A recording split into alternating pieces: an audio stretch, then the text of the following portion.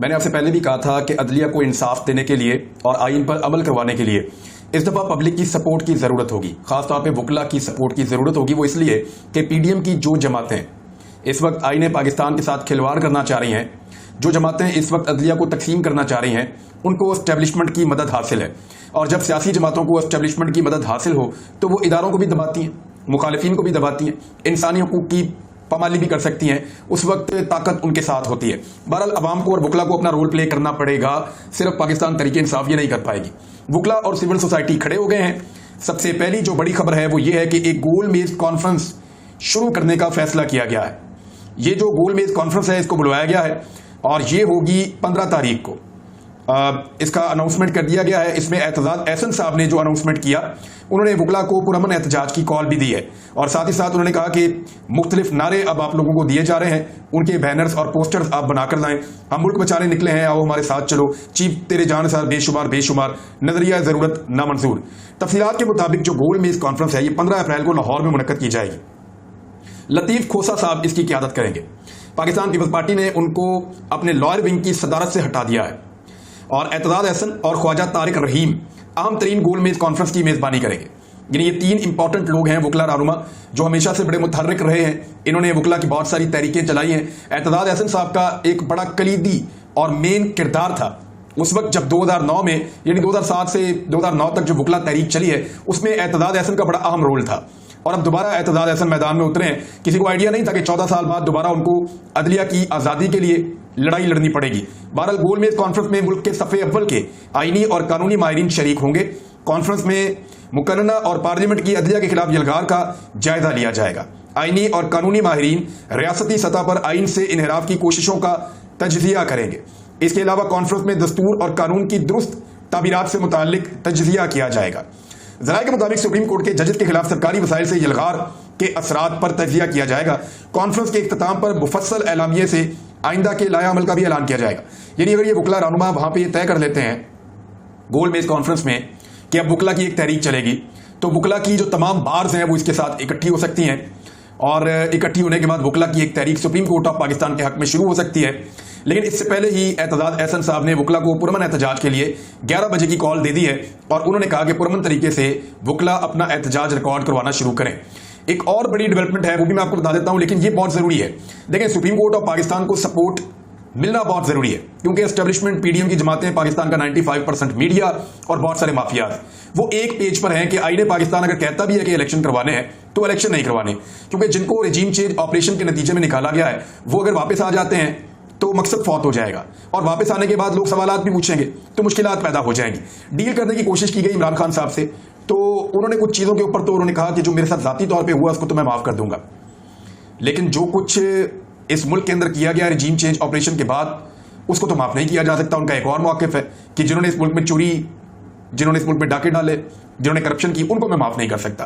तो यही तो सबसे बड़े मसाइल हैं। चीफ जस्टिस और कादी फ़ायद ईसा साहब की दूसरी अहम मुलाकात हुई है।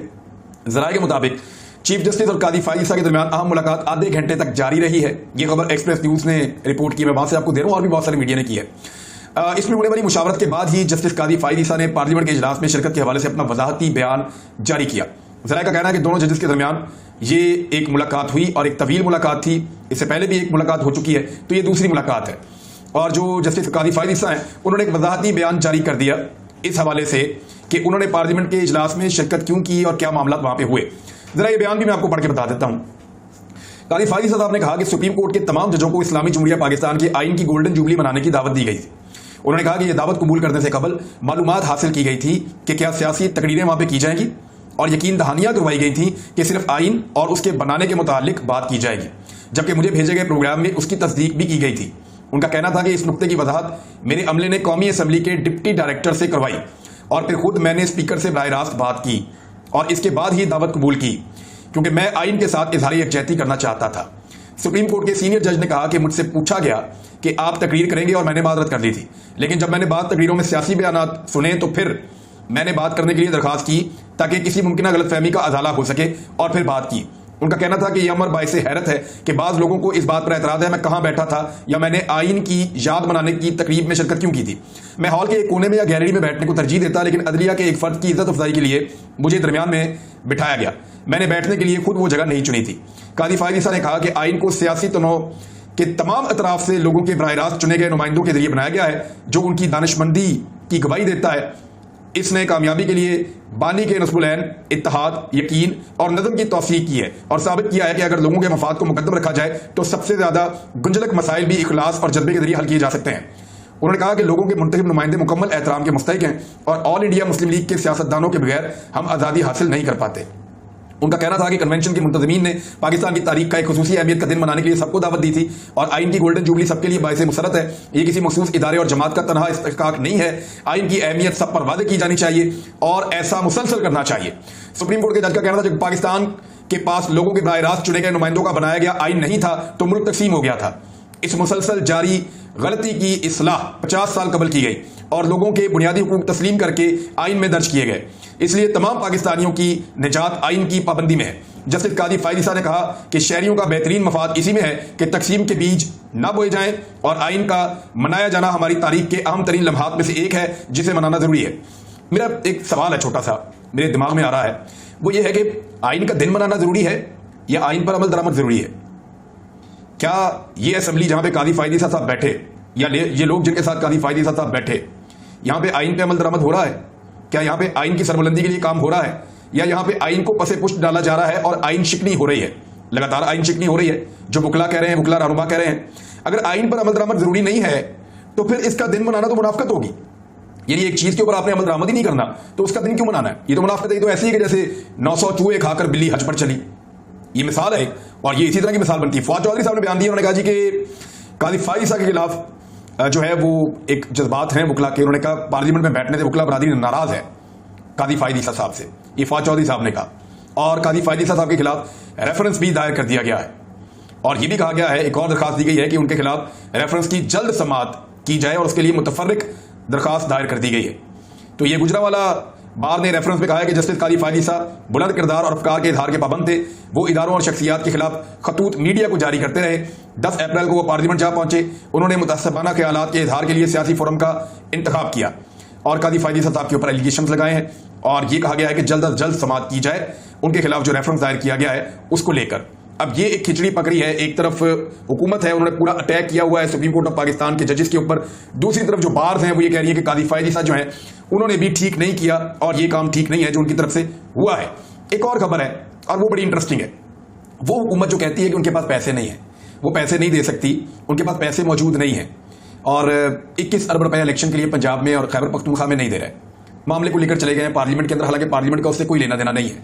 उसी हुकूमत ने जो है वो एहसन इकबाल साहब की ज़ेरे सदारत CDWP का इजलास हुआ जिसमें तरक्याती मनसूबों के लिए 76 अरब रुपए से जायद की रकम मंजूर कर दी गई है। यानी 4 गुना तकरीबन रकम मंजूर कर दी गई है मनसूबों के लिए, तकरीबन 4 गुना रकम मंजूर कर दी गई है तरक्याती मनसूबों के लिए, लेकिन इलेक्शन के लिए पैसे नहीं है जिससे ये मुल्क आगे बढ़ेगा।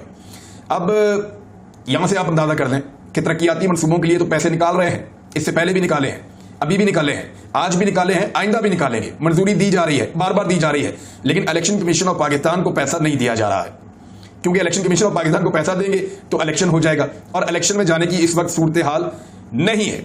वुकला ने इमरान खान साहब से दोबारा मुलाकात की है और मुकम्मल हमायत का ऐलान किया है। ये वुकला इसी तरह इमरान खान साहब के साथ खड़े हो गए हैं जैसे परवेज मुशर्रफ के दौर में ये अपोजिशन की जमातों के साथ खड़े हो गए थे। मुझे अच्छी तरह याद है उस दौर में पीपल्स पार्टी, PMLN, ये ऐसी 2 जमातें थी और फजल रहमान साहब की पार्टी भी थी कुछ हद तक, थोड़ा बहुत। वो विकेट की दोनों तरफ खेल रहे थे, उधर भी ताल्लुकात रखते थे, इधर भी रखते थे। लेकिन ये वो पॉलिटिकल पार्टीज थी जिन्होंने वुकला की सपोर्ट हासिल की थी और बड़ी फंडिंग शडिंग भी की थी और इनके अपने जो लॉयर विंग्स हैं वो भी बड़े एक्टिवेट हो गए थे और वुकला की सपोर्ट मिलने के बाद परवेज मुशर्रफ साहब को बहुत कमजोर कर दिया गया था। इसी तरह आज वुकला की सपोर्ट अकेले इमरान खान साहब की तरफ जाती हुई दिखाई दे रही है। वुकला रहनुमाओं के अंदर तकसीम हो सकती है लेकिन वुकला बरादरी जो है वो बड़े पैमाने पर इमरान खान साहब के साथ खड़ी है। उन्हें लगता है कि आईने पाकिस्तान के मुताबिक 90 दिन के अंदर इलेक्शन करवाने का इमरान खान साहब का मुतालबा दुरुस्त है और अगर आइन को पामाल किया गया तो ये अदलिया की तौहीन होगी और वुकला इसलिए इमरान खान साहब के साथ खड़े हो गए हैं। दूसरा, इंसानी हुकूक की बदतरीन खिलाफवर्जियां की जा रही हैं, वुकला को गिरफ्तार किया जा रहा है, बाकी लोगों को गिरफ्तार किया जा रहा है। तो ऐसी सूरत हाल में वुकला के जज्बात जो हैं वो भड़कने ही थे। 2 खबरें और बहुत इंपॉर्टेंट है। सबसे पहले तो हुसैन हक्कानी वाला मामला है, उसको जरा आप अपने ध्यान में रखिएगा। लेकिन एक चीज मैं आपको बताऊं, कादी फायद ईसा साहब ने जो वजाहत जारी की है ना, उस पर सिद्दीक जान साहब ने एक बड़ी इंपॉर्टेंट इंफॉर्मेशन दी है। ये बात अहम है कि ये वजाहत PRO ऑफिस की तरफ से जारी की गई है। PRO ऑफिस से कोई भी चीज चीफ जस्टिस पाकिस्तान की मंजूरी के बगैर जारी नहीं होती। अगर चीफ जस्टिस चाहते तो ये वजाहत जारी होने से रुकवा सकते थे, लेकिन उन्होंने ऐसा नहीं किया। ये खुश आइंद है। यानी कादी फायदी साहब की जो बात हुई है चीफ जस्टिस ऑफ पाकिस्तान से, मेरे ख्याल में वहां पे कुछ अदलिया के अंदर जो एक तकसीम पैदा करने की कोशिश की जा रही थी, उस पर कुछ हद तक दोनों साहिबान ने, सीनियर जजेस ने मिलकर, एक अभी चीफ जस्टिस हैं, एक आने वाले चीफ जस्टिस हैं, तो दोनों ने मिलकर ऐसा लगता है कि कुछ कंट्रोल किया है और उसके बाद ये वजाहत जारी हुई है और चीफ जस्टिस ऑफ पाकिस्तान की मर्जी से जारी हुई है। अब आ रहे हुसैन हक्कानी के मामले पे। अफवाज पाकिस्तान या ISPR का डिपार्टमेंट वो हमेशा सहाफियों को ये बताता था कि हुसैन हक्कानी एक गद्दार है और उसने पाकिस्तान की फौज के खिलाफ साजिश की थी। मेमो गेट स्कैंडल का भी नाम लिया जाता था और बार बार हुसैन हक्कानी को चैलेंज किया जाता था कि पाकिस्तान आओ, और ये चैलेंज आसिफ गफूर साहब ने भी किया था। उन्होंने कहा कि हुसैन हक्कानी यहां आए और बताएं दहशतगर्दों के ठिकाने कहां हैं। ये इसलिए कहते थे कि हुसैन हक्कानी को पाकिस्तान में गिरफ्तार किया जा सकता था, उनके ऊपर मुकदमात थे और पाकिस्तान में उनको एक गद्दार डिक्लेयर किया गया था पाकिस्तान की अफवाज की जानिब से। और बार बार ये बातें ISPR की जानिब से हमें सुनने को मिलती थी, ऑन द रिकॉर्ड भी, ऑफ द रिकॉर्ड भी, और उनके ऊपर केसेस भी थे। और फिर जिस तरह वो पाकिस्तान से हुसैन हक्कानी को जाना पड़ा। लेकिन अब बात यह है कि हुसैन हक्कानी ने क्लेम किया है कि जनरल बाजवा खुद बताएं कि वो मुझसे मिलने क्यों आए थे। यानी एक तरफ हमें यह बताया जा रहा है कि हुसैन हक्कानी गद्दार है, पाकिस्तान का मुखालिफ है, पाकिस्तान की फौज से नफरत करता है, पाकिस्तान की फौज के खिलाफ साजिश की है, और दूसरी तरफ पाकिस्तान की फौज के chief of the army staff general Qamar Javed Bajwa Husain Haqqani से मुलाकात करते हैं। और इस पर एक अजम अशवानी की ट्वीट है, मैं वो पढ़ के आपको सुना देता हूं एज इट इज। जिस हुसैन हक्कानी को रियासत पाकिस्तान गद्दार कहती थी, उसे बाजवा की लॉबिंग करने के लिए वजारत खारजा के फंड से अदायगियां हुई और बाजवा बतौर आर्मी चीफ जाकर मिलता रहा।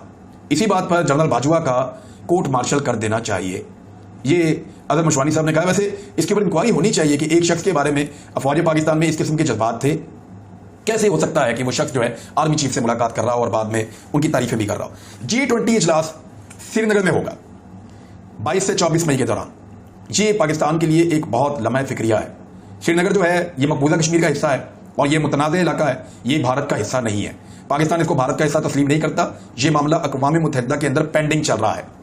ये पाकिस्तान की रियासत का एक बहुत बड़ा फेलियर होगा अगर श्रीनगर के अंदर G20 इजलास हो जाता है। तो ये G20 है क्या, जरा थोड़ा सा आप समझ लें। यानी पाकिस्तान क्या ऐसा कोई इजलास या कोई ऐसा आलमी फोरम पाकिस्तान आज़ाद कश्मीर में या गिलगित बल्तिस्तान में मुनक्कद कर सकता है? नहीं कर सकता। वजह यह है कि यूरोपीय ममालिक नहीं आएंगे, भारत एतराज़ करेगा, सऊदी अरब नहीं आएगा, बाकी मुल्क नहीं आएंगे, भारत एतराज़ करेगा। भारत ये कहेगा कि जी ये मुतनाज़ इलाके हैं गिलगित बल्तिस्तान और आज़ाद कश्मीर, भारत ये कहेगा और उसकी मानी भी जाएगी। पाकिस्तान नहीं कर पाता। हम कोशिश करके देख लें, लेकिन भारत ये कर रहा है, पाकिस्तान रोक नहीं पा रहा। खारजी सतह पे ये पाकिस्तान की सबसे बड़ी नाकामी हो सकती है अगर 22 मई से 24 मई के दौरान मकबूजा कश्मीर के दारुल हुकूमत श्रीनगर में भारत ने G20 का इजलास कर लिया। तो चीन ने यह खबर दी है बीजिंग से कि चीन और पाकिस्तान को नजरअंदाज करते हुए भारत ने श्रीनगर में G20 इजलास बुला लिया। अब देखते हैं कि पाकिस्तान कर सकता है। मेरे ख्याल में इसमें मेहनत करनी पड़ेगी, लॉबिंग करनी पड़ेगी, चीन को बाकी लोगों को मुतहरिक करना पड़ेगा, रूस से बात करनी पड़ेगी, बाकी ममालिक को कहना पड़ेगा कि कुछ करें और इसके अंदर श्रीनगर का इंतखाब ना करें। अक़वाम मुत्तहिदा के अंदर पाकिस्तान को जाना चाहिए, एप्लीकेशन डालनी चाहिए, क्योंकि G20 कोई आम चीज़ नहीं है, ये एक बैनुल अक़वामी फोरम है और 19 ममालिक इसके अंदर हैं और यूरोपीय यूनियन पूरा का पूरा इसके अंदर है। यूरोपीय यूनियन के जो ममालिक हैं उनकी तादाद 27 है और 19 ममालिक जो हैं वो G20 के अंदर शामिल हैं। ये किन चीज़ों पे काम करते हैं? एक तो ग्लोबल इकोनॉमी के ऊपर काम करते हैं, फाइनेंशियल स्टेबिलिटी के ऊपर काम करते हैं, क्लाइमेट चेंज यानी मौसमियाती तब्दीलियाँ उनके ऊपर काम करते हैं, और सस्टेनेबल डेवलपमेंट तरक्याती जो मनसूबे हैं उनके ऊपर भी काम करते हैं। दुनिया की जो सबसे बड़ी इकोनॉमीज हैं वो इसका हिस्सा है। दुनिया की जो 80% प्रोडक्शन होती है ना, जो चीज़ें बनती हैं दुनिया में, वो इन्हीं मुल्कों में बनती हैं जो G20 का हिस्सा है। 75% जो तजारत है वो यही मुल्क करते हैं जो G20 का हिस्सा है। दुनिया की 2/3 आबादी यानी 66% लोग इन्हीं मुल्कों में रहते हैं।